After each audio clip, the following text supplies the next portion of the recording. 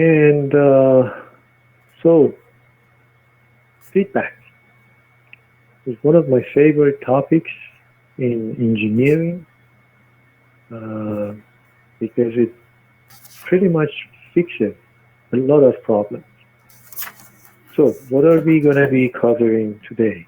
We're going to be talking about feedback, obviously, and since two-port networks play an important role in different types of two-port in different types of feedback. We're going to briefly cover the two-port networks, and then we will start by looking at different topologies, and first with the series shunt feedback topology, and we'll see what they are and what it means, how we deal with them, how do we use the two-port networks, and so on. As I mentioned, I think last time, this was where first the feedback, negative feedback, appeared in engineering products, basically, for design, where they were trying to stabilize the speed of rotation for a steam engine. And they use this mechanism that when the shaft of the engine speeds up, these two arms open, and therefore a valve opens that will release a part of the steam that was supposed to go into the engine, and it will slow it down. So when it slows down, it comes back down and closes that valve, and therefore again it speeds up. So it gets into a stable situation depending on the weight of these balls here, and that is how through negative feedback this steam engine is regulated, the speed of it. How is it negative? Well, as it speeds up, it acts on reducing the speed. As it speeds down, or it slows down, and then it acts on increasing the speed. So that's how negative feedback appears here. But in electrical engineering, negative feedback does a lot of good things for us. It desynthesizes the gain in terms of different factors that can change, like beta, temperature, and so on. We'll see how it does that. It reduces nonlinear distortion, which that means how close we are to linear and how much we are getting away from nonlinear. Then the more we are away from nonlinear situation, the more we have distortion. And this is also kind of tied to the first item, and how negative feedback does the desensitization of the gain. Then is reducing the effect of noise. I think I mentioned last time that we can't get to that basically in the scope of this course. We can't fit it. So just take it from me that it does also reduce the effect of noise. It controls the input and output impedances. Well, that's also coming up rather soon, and extends the bandwidth of the amplifier, and we'll see how that happens. But basically, any system that we have with feedback is comprised of these parts: an amplifier, a feedback network, an input source, and wherever it is going to be connected, like a load. Also, there is a summing component that adds up the feedback and the input source. Now, when we take the feedback and bring it back to the input, if we subtract it from the input source, that's when we have negative feedback. If we add it to the input, then that is positive feedback. Okay, positive feedback is not constructive at all. At the end, we will see how that is the case. But negative feedback means this is minus, this is negative. Yeah. Okay. We can see that. Oh, by the way, this beta is not the transistor current gain. This beta up here was the transistor gain, current gain. But this beta is the feedback network. And unfortunately, in our book, which is a good book, it uses beta as the feedback factor of the network. Okay. If we look at the signals, and by the way, the signals that we've shown here is either a voltage or a current. That's why we show it by X, because we can refer to a voltage or to current. But it is clear that XO, which is the output of this amplifier, is XI times A, or A times XI. XF, which is the signal coming out of this block, is XO, which comes into it, then times beta as XF. XI, which goes into the amplifier, is the summation, or rather subtraction, of XF from XS. Okay? And if we put all these together, we can come up with the ratio of X over XF, which is the gain of this system under feedback, and we show that by AF. And that gain under feedback is the gain without feedback over 1 plus A beta. A is the gain without feedback, and beta is the feedback factor. Now, if we look at A beta is what we will get when we go around the loop. So in feedback, we always should look for a loop, and the gain of the loop is A beta, which is called the loop gain. The gain of the system is the output versus input, but the loop gain is A times beta, because if we follow XI, it goes here, then back here, and here as XF, so it is practically the loop gain that we get A times beta. Now, one important factor that we see, and in fact is visible here too, is 1 plus A beta. This is called amount of feedback. And we will see that any changes that feedback go through, or the system go through under feedback, will be affected by this factor, 1 plus A beta, which is called the amount of feedback. Now, if A beta is large, like when, say we have an op-amp, A is infinite, right? So A beta is very much larger than 1. Then down here, we can ignore 1, and then A over A beta becomes 1 over beta. So the gain with feedback becomes simply 1 over beta in that case. We can also find other signals like XF in terms of A and beta, or XI in terms of A and beta. So most important is this equation. This is the very first equation that we find for feedback, but also understanding the role of 1 plus A beta, which is very important, and it will become clearer in near future, in the next slide or so, which is called amount of feedback. Okay, how does this gain becomes desynthesized? And if you look at the formula we just came up with, AF equal A over 1 plus A beta. If we take the derivative of AF with respect to A, this is what we have. And now if we divide the two sides of these two equations, so if we divide VAF by AF, and this fraction by this is what we get.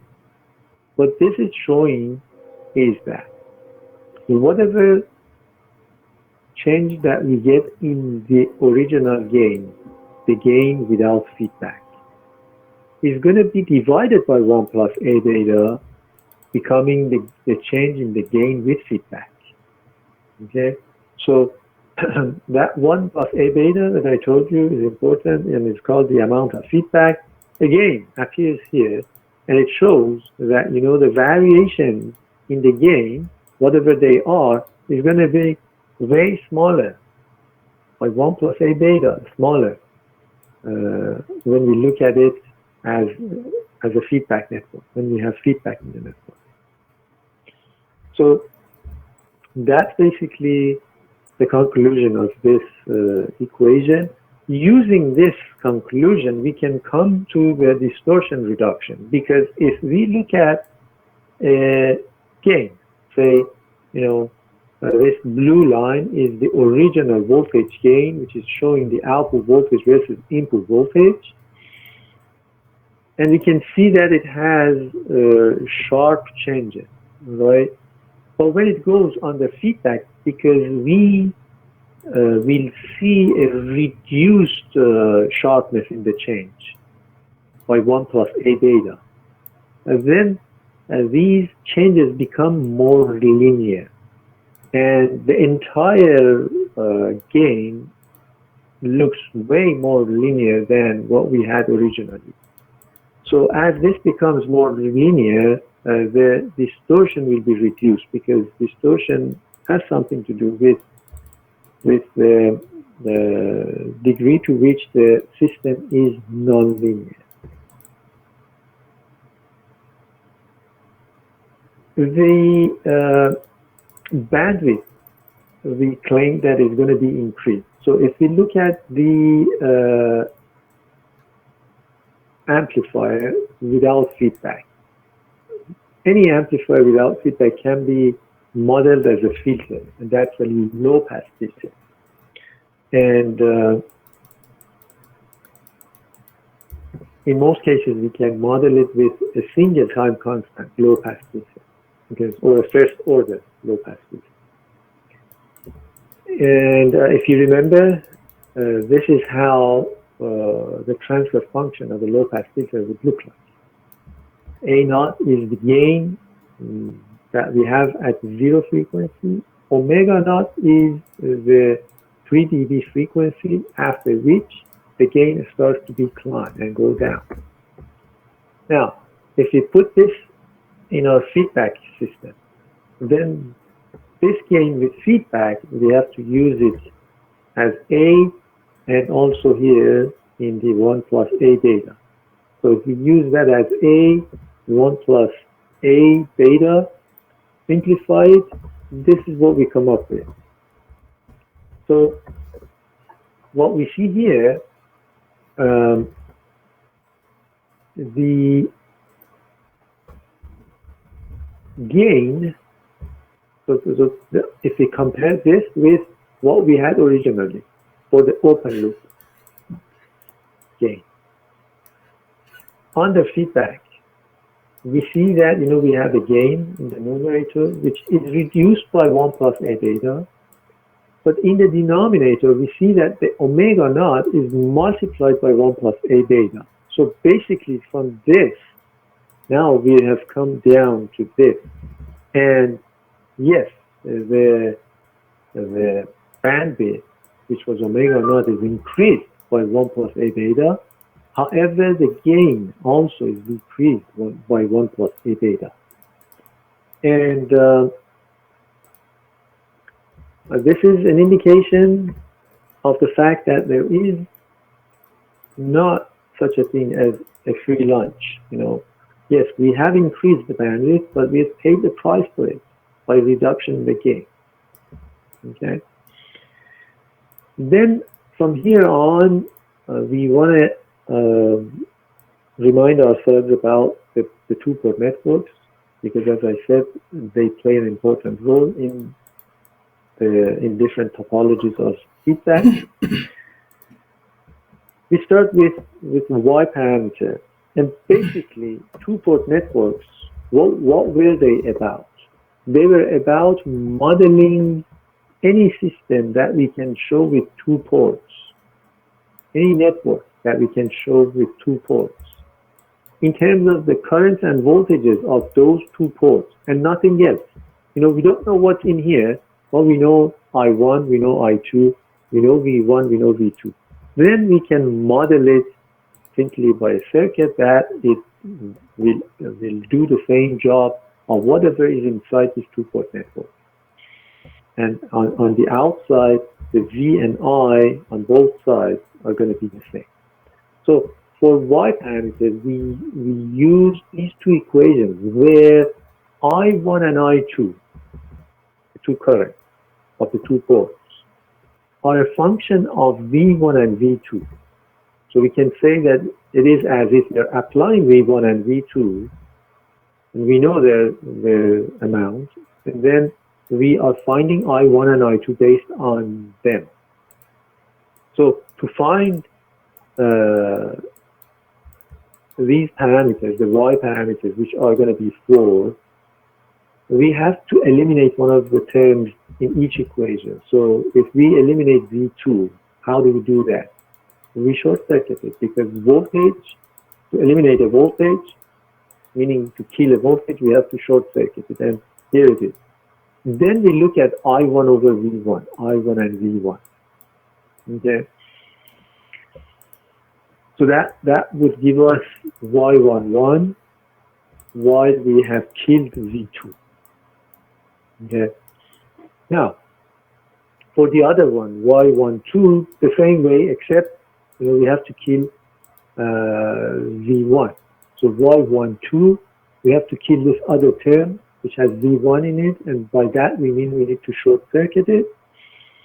And then what is left is I1 and V2. We need to divide the two to get Y12. Likewise for Y21, except on the V2 side, and for Y22, on the V1 side, we make short circuit and we find the ratio of what is left in that equation, okay, in each case. And then we have come up with four parameters that will give us 4 components, 2 resistances, or actually the way they are shown here are admittances, and 2 current sources, dependent current sources, and they are paralleling both sides of the two-port network. So this is what we can model the inside of the two-port network, and we can use it anywhere that this two-port network is being used. Now, not just Y parameter does that for us, Z parameter does it too. For the same two-port network, we can come up with Z parameters. Except in Z parameters, what we have done is that we've taken I1 and I2 as the inputs, and V1 and V2 as the response of the circuit, of the network, to those currents. And we've expressed it through these equations. Okay? And once again, if we want to find Z11, we better kill this other term. By what? By killing I2. How do we kill the current source? We open it. So it's open, and now here the V1 over I1 will give us the Z11. The Z12, Z21, Z22, each can be found the same way, except for half of them we need to open V1, for the other half V2. And it gives us 4 parameters by which we can actually model the inside of the two-port network. This could be exactly the same circuit or network that we modeled by Y. So when we do model a network by Y parameter, it doesn't mean that we can model it with Z. So obviously, we can do it in another circuit when we are considering the same network by any one of the two-port network parameters. But depending on what's connected to the external circuitry of this circuit, it might be better to use Z or Y or other parameters such as H and G. Now, what is H? H is for hybrid, and by hybrid we mean that instead of both being current or voltages here on the left-hand side, we have a mixture of the two, V1 and I2. So this will give us, but then V1 and I2 are expressed in terms of I1 and V2. You see, I1 and V2 are the sources that are applied, as is applied to this circuit, and then V1 and I2 are the responses we're looking for. The same way, depending if we have a voltage source or current source, we need to short circuit or open circuit and find the parameters. Okay, so the four parameters are found by short circuiting the voltage source and open circuiting the current source. And once again, we have four components to model this two-port network exactly the same way. And again, it could be the same network. We modeled it by Y parameters first, then Z parameters, and now H parameters. However, if you look at the H parameter model, on one side we have series, on the left-hand side we have series of the components, while on the right-hand side we have parallel of the components. Okay? And likewise, but exactly opposite to that is the G parameters. You see, on the right-hand side is series, on the left-hand side is parallel. And that is because instead of V1 and I2, we picked I1 and V2. Okay? And again, this is four parameters that by short circuiting or open circuiting, one side or the other, we can find the parameters of G and model again the same two-port network by the four components that G parameters give us. On one side we have series combination of two components, and on the other side we have parallel combination of two. Okay, so we'll see soon how these are going to help us, or how the knowledge of two-port network is going to help us in analyzing circuits under feedback. Any questions? So I hope that reminds you of what two-port networks were and how we were using them. But in a new context here, under feedback, we'll use exactly the same. And we'll see how. Okay, the first type, series shunt. Let's see what that is, what it means, and what do we need to do. Actually, this is a very brief overview of them, but it does introduce us to each topology. So first is the series shunt. And why we call it series shunt? Because on the input side, it's been connected in series, and on the output side, in parallel.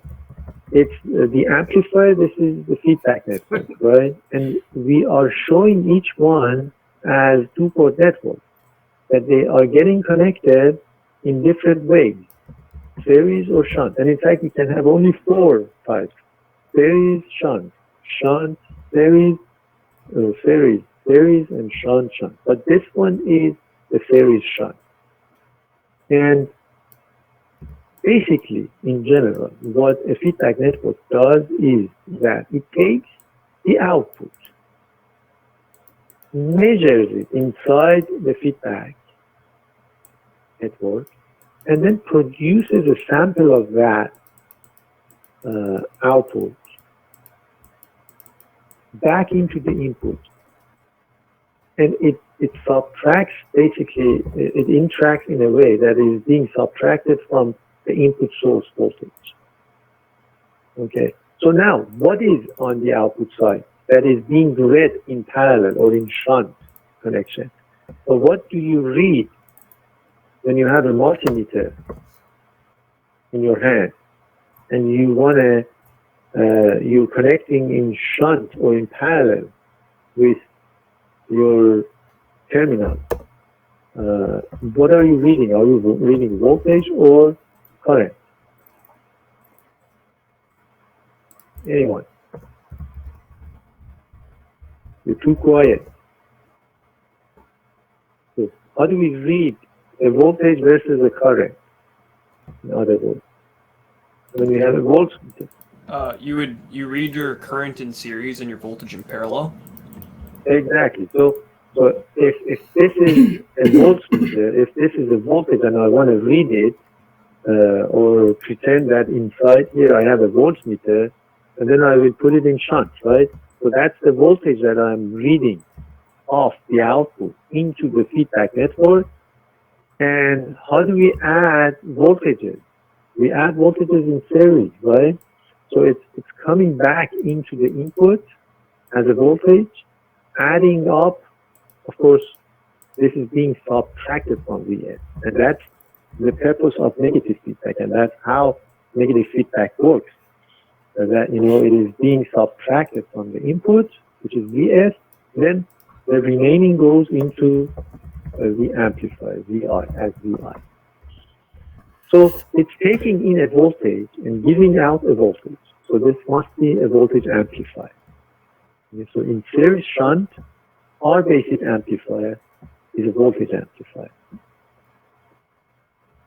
A typical example is a non-inverting amplifier with op-amp that we've studied before, and we are going to look at it here as well again in the upcoming exam. Then we have the next topology, which is shunt series.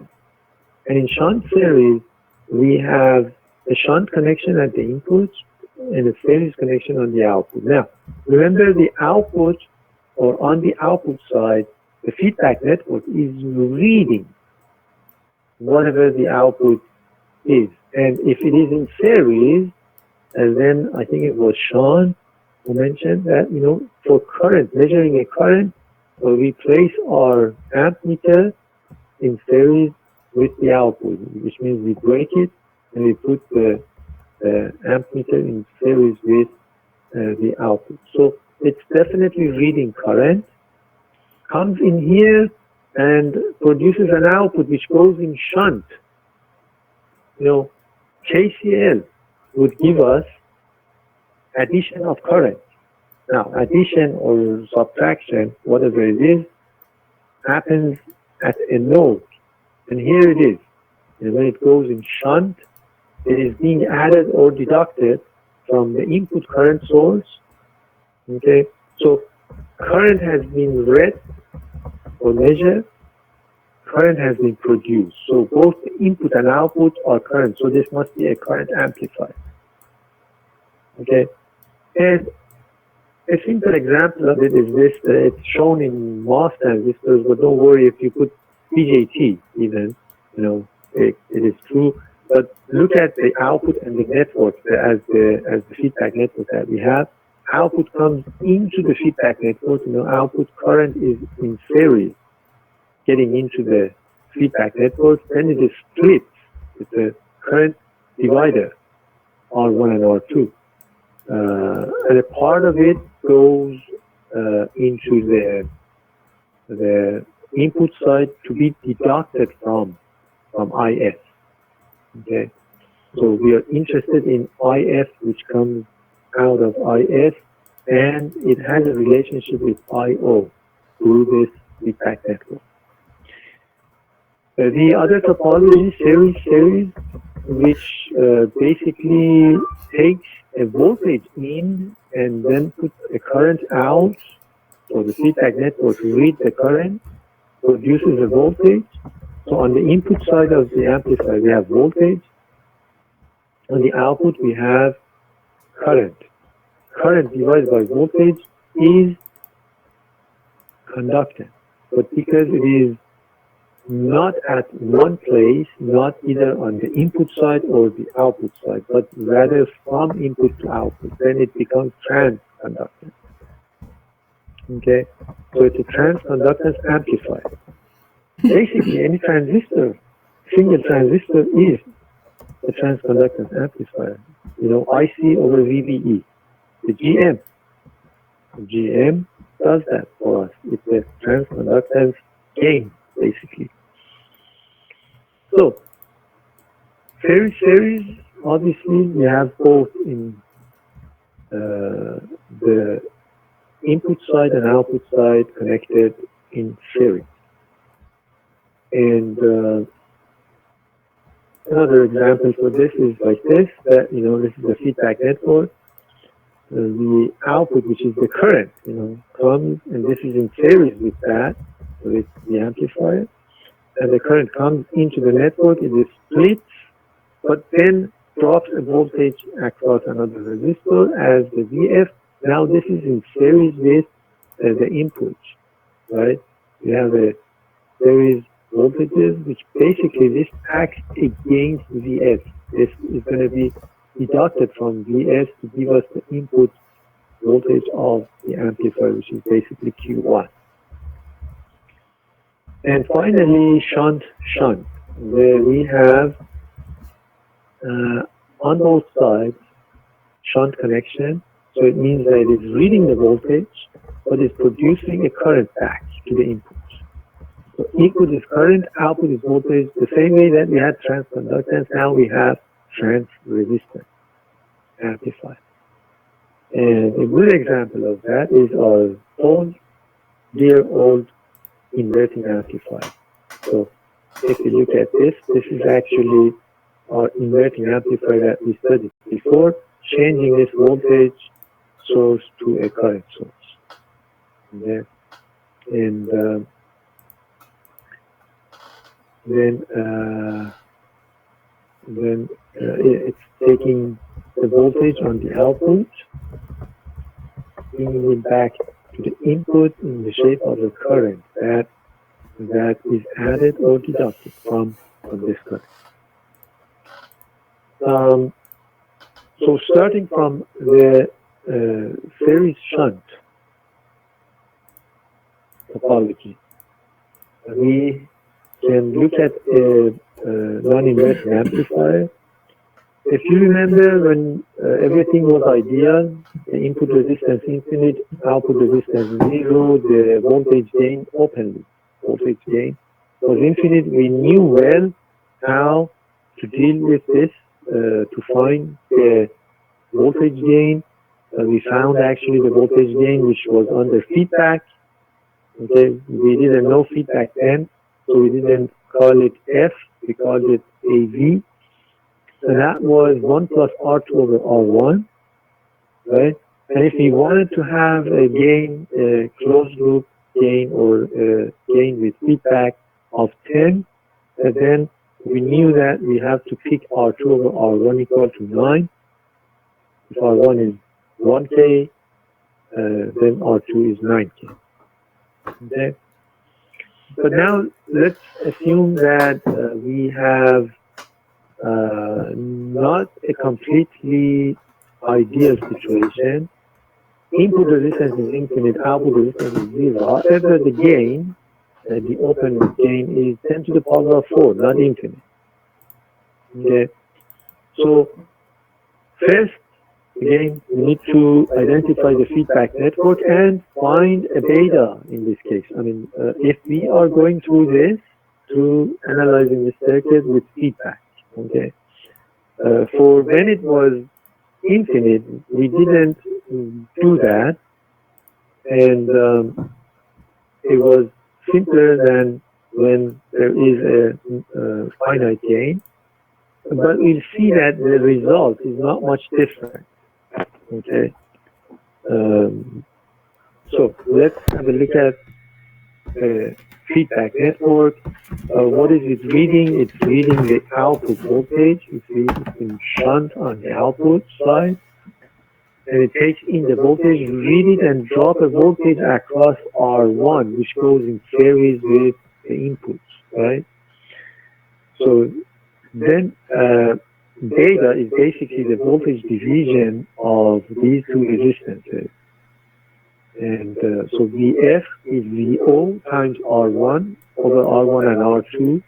So Vf over Vo, which is beta, the feedback factor, is R1 over R1 plus R2. And the gain, the feedback, is A over 1 plus A beta. We wanted A to be 10. We have the open loop gain A to be 10 to the power of 4, but we don't have the beta. So let's see how we can find the beta. But in this equation, we have everything except beta. So we can find beta, and beta is R1 over R1 plus R2. So as soon as we find its value, we can find R2, the ratio of R2 over R1, which becomes 9.01. Not much different, right? As I said, even though this is not infinite, what we found before, which with assumption of A being infinite, was a lot easier to find, but is not much different than what we found here. So what if we want to find the output, the feedback voltage and input voltage if the input source has 1 volt? Okay. The input source being 1 volt, with the gain of 10, with the gain with feedback of 10, we get the output to be 10 volts. Okay. Vf, which is beta Vo, and we know beta is this much, will give us a Vf of 0.999. Now, Vi, which is Vs minus Vf, is going to be 0.001. Who remembers when the open loop gain was infinite and we had negative feedback? How much would be the difference between the two inputs? Anyone?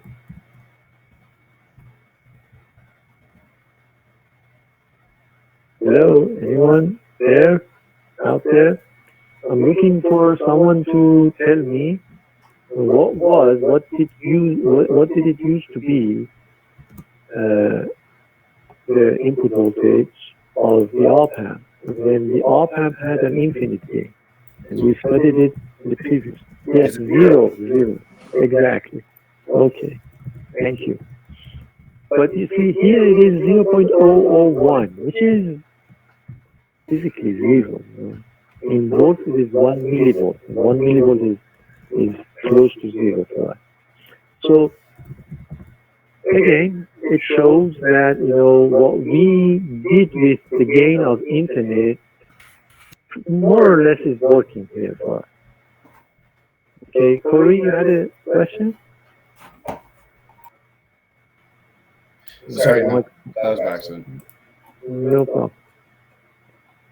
Okay, now let's have a look at what happens when the gain, the open loop gain, is reduced by 20%.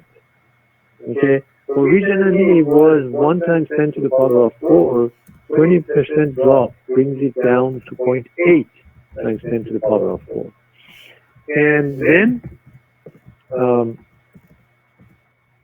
the gain with feedback, which is A over 1 plus A beta, becomes 9.9975 instead of 10. Okay, and that is 0.02% change. So we changed A, the open voltage gain, by 20%, but we ended up changing the gain with feedback only by 0.02%. Okay, so that is how it stabilizes things. The gain is not changing with feedback. even when the gain without feedback is changing by 20%. So that was an indication or an example for when the feedback, the negative feedback, is acting as a stabilizer, basically, in the circuit. So it regulates things, it keeps things relatively constant. Any question so far about this? Is there anything that doesn't make sense? How about anything that does make sense? Okay, so go ahead and type me, please. Thank you. Thank you very much. All right.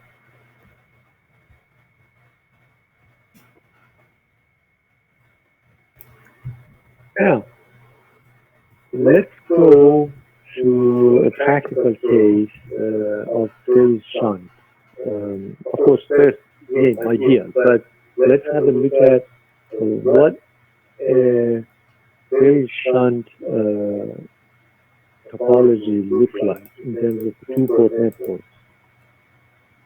And what do we do? How do we find the parameters, not the two-port network parameters, but the different factors that we look for in an amplifier, like the input resistance, output resistance, and the overall gain. So here it is, our input, our amplifier and its internal model, okay, which is a voltage amplifier. In a voltage amplifier, this is what we have: an input resistance, output resistance, and a dependent voltage source, which could amplify the input voltage as another voltage on the output.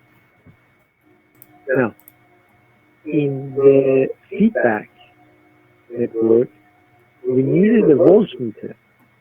The voltmeter has infinite resistance. So in other words, it's not loading the output. It is the voltage produces another voltage, which is a sample of this. The beta, because usually beta is small, we get a sample of VO through this dependent voltage source. And now we have series combination on the input side, parallel combination on the output side, right? Which is series shunt.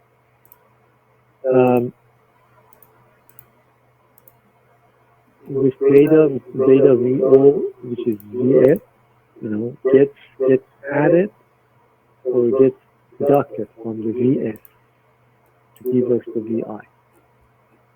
In feedback networks, we assume that both the amplifier and the feedback are unilateral, which means they can only go from one side to the other, and there's no signal coming back from the other side to this side. So for the amplifier, it goes from input to the output, and from the feedback network, it goes from output side to the input side, not vice versa. Okay. So in fact, in this circuit and in this circuit, there is no indication of anything coming back. But in real circuit, when we have transistors and a combination of resistances, transistors, and other components, there could be a tiny amount of feed forward, basically, coming back to the input. But it's so tiny that we ignore it compared to the real gain of the amplifier, which goes from input to the output. So in other words, there is a tiny gain from output to the input, but forget it. It's so smaller relative to the real gain of the amplifier that we can usually ignore it. And the same with the feedback network. It's just the direction of the signal is from right to left, and if there is anything from left to right, it's so tiny compared to this that we can ignore. Okay, so now in this circuit, what we are after in this network, the two-port networks connected like this, we are after the voltage gain, because this is a voltage amplifier, so the entire gain of this system is going to be a voltage gain, as well as the input resistance that the source is used into the entire network. Output resistance, that if we look at the output inside the circuit, we see the resistance. And that's basically what we looked for in any case. Even when we were talking about common emitter, common base, common collector, we looked at all these, right? So, for the voltage gain, as long as we know A, and beta, which is given by the feedback network, we know the gain is feedback, okay? For input resistance with feedback, we need to look at what the source is viewing into this network, okay? And that is Vs divided by II. II is the current that gets out of Vs. Now, II, if we look into the amplifier, is Vi over Ri. Okay, so Vs over Ii can be written as Vs over Vi over Ri, or Ri times Vs over Vi. Now, if we look at Vs, Vs is Vi minus Vf. Vf and Vi add up to Vf. So the S is Vi plus Vf. Vf is beta Vo, right? And Vo is AVI. Okay, so we can replace that all here, and then we have a couple of terms that both have Vi in it.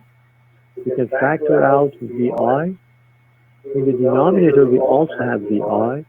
Therefore, we can get rid of the Vi in numerator and denominator. What we end up with is Ri times 1 plus A beta. So, the input resistance under feedback, that is the resistance that this source is seeing into this circuit, is the original input resistance of the amplifier, Ri, times 1 plus A beta.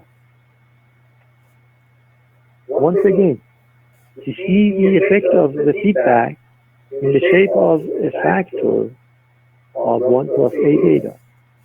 So in this case, the input resistance is increased by the factor 1 plus A beta.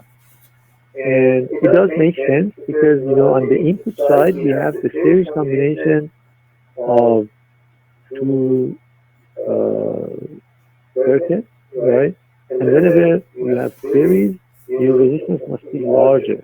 So in this case, by how much? By a factor of 1 plus A beta.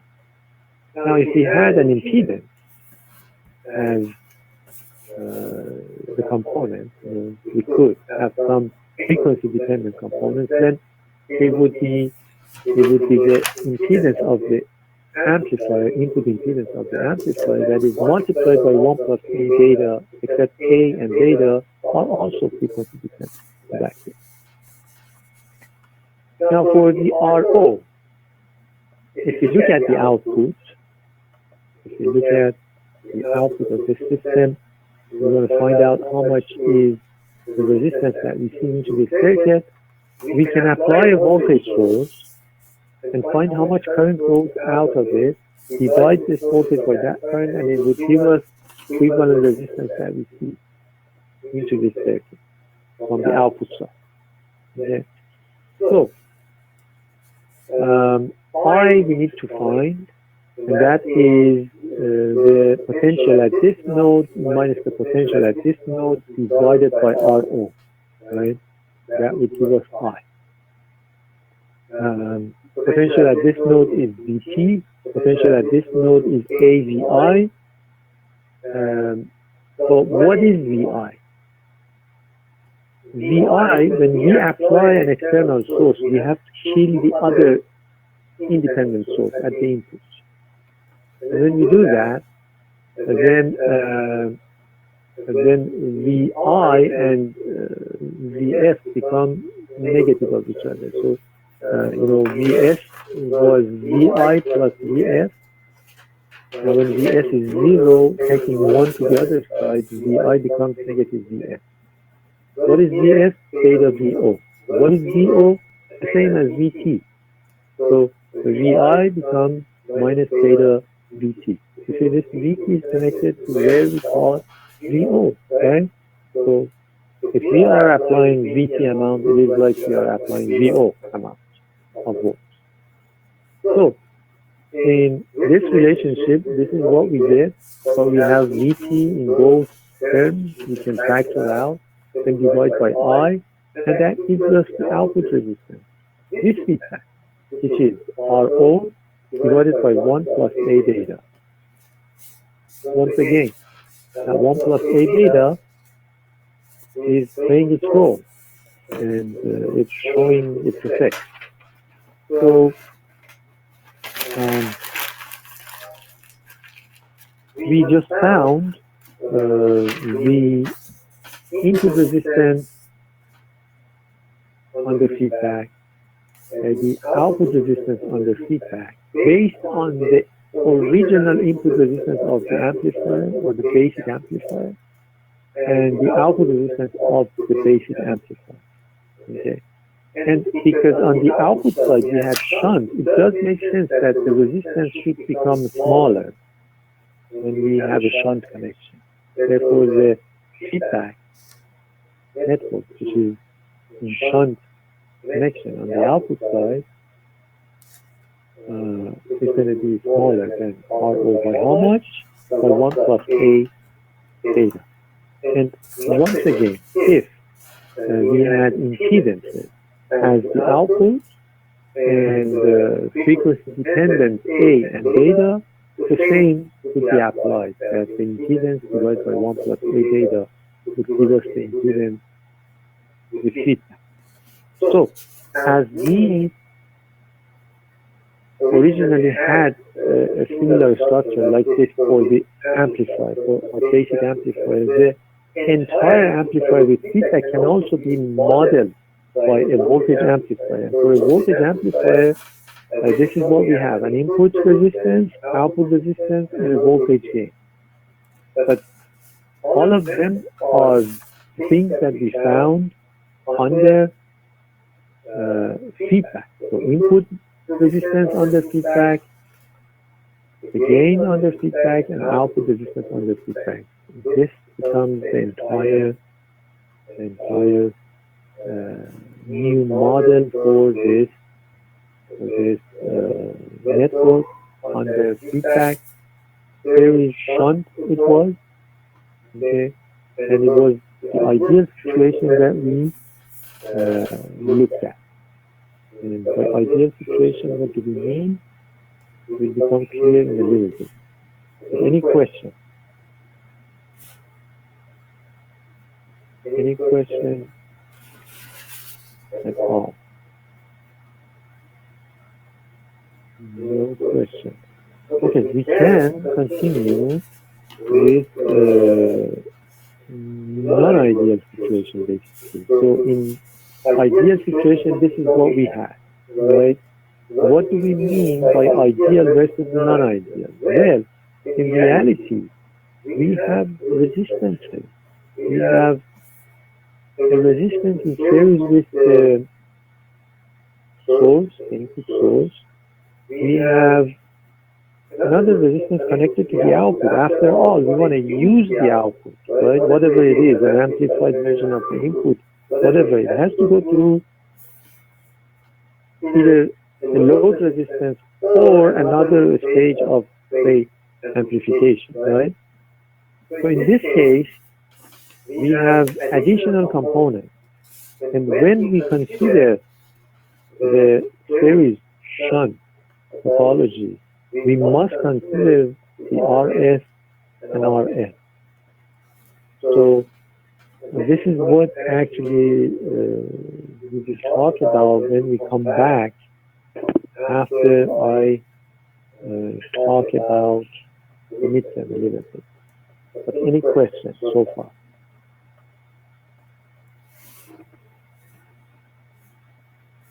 So we got what it means when we say ideal series shunt amplifier versus the real thing, right? Okay, so let's go for another me, please. Type me. Thank you. Thank you. And about the midterm, actually, you guys should tell me. I mean, the other section was saying that it was good, it was fair, it was easy, and everything. Yes, Aidan. I'd actually probably agree with what the other class was saying, because including the bonus marks, it was probably one of my higher midterms in terms of overall, and it was overall, it wasn't bad in any way in terms of the last question. Kind of nice to have a bonus to design a concurrent source, and nothing really bad to say. It was overall just fair. And I hope everyone did actually upload the formula sheet properly in order to get another 3 bonus marks. Plus, most everyone got the 2 marks of bonus for the quiz. And even though I must say that not everyone was following up with the content of the quiz. The purpose of the quiz was to make sure that you guys got the message, Turn on your microphone, your video, turn down your speaker, but not everyone was doing that. Shishan, question? It's not. So two questions. I have 2 questions. First one, for the midterm was out of 20 marks. So according to the syllabus, it's 25%. So is the 25% equals to 20 marks, or 20 marks plus the 5 bonus marks? Well, the questions had like 20 points, if I'm not mistaken. That's what Then there was 2. Yeah, then there was 2 bonus marks at the end, so it is 22 plus the 3 marks of the formula sheet. It makes it 25. And in fact, with the 2 additional bonus quiz, it's 27. Okay, got it. And I was just out of curiosity. Have you seen any marks? Have you seen any marked midterms, 100% marked? The TAs are working on marking. And I just wanted to nothing has come out yet. I have to give them some time. I told them in a week is good, but I know that they have had difficulties starting it, so they might just be starting today, and then hopefully they will. I don't want to rush them, because if you rush them, then they make mistakes. So hopefully it will happen in a week or so. Thank you, sir. Yeah, thank you. But I can also make a complaint about a few, not many, who did not do the thing that was right. But I don't want to get into the details of it, and it was just a few. And well, the final is not going to be this day, so those will definitely be the ones that are not getting good marks on the final. But that's a few, and a few among 150 is not much for me for now. I mean, hopefully this is the last time that we have to do this type of online exam. But but the final exam at least is a better indication of how much my students know. Aiden, question? So just to confirm something, so in total it was about the quiz or say the midterm itself was out of 20 marks, and then there's also a potential 7 bonus. No, actually, the midterm was out of 25.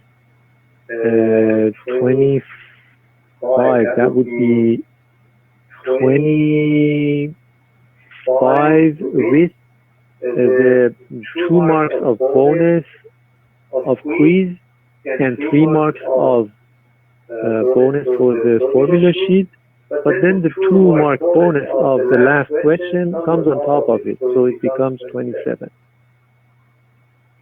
So I'm just trying to say that the primary.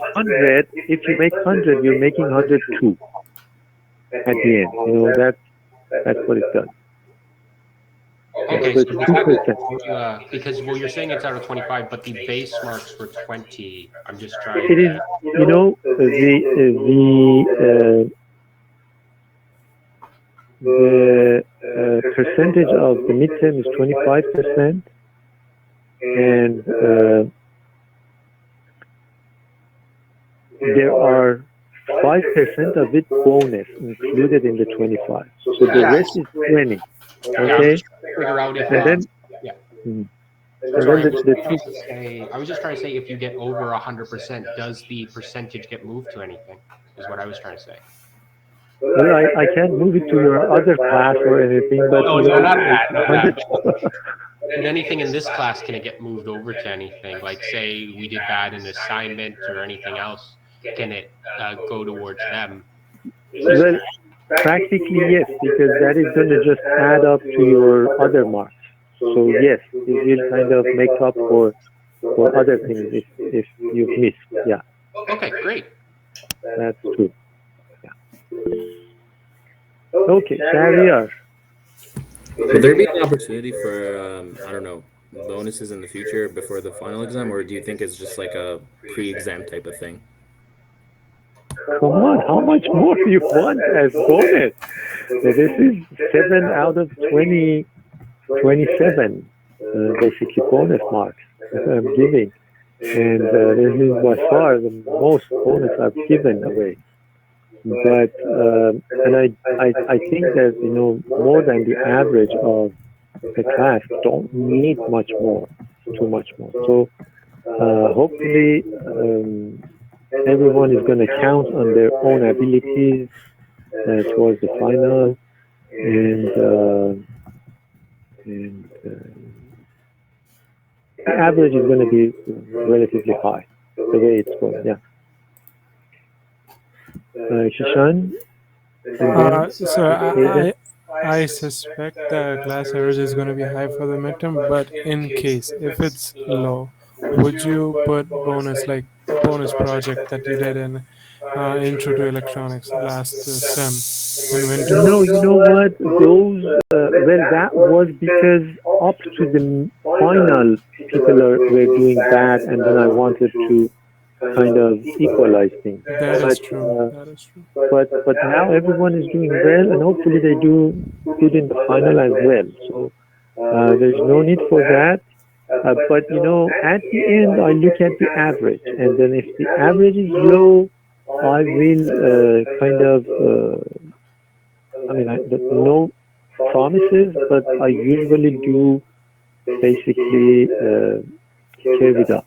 Okay. Yeah, what is the ideal average that you usually pursue for the class? Normally it has been mid 60.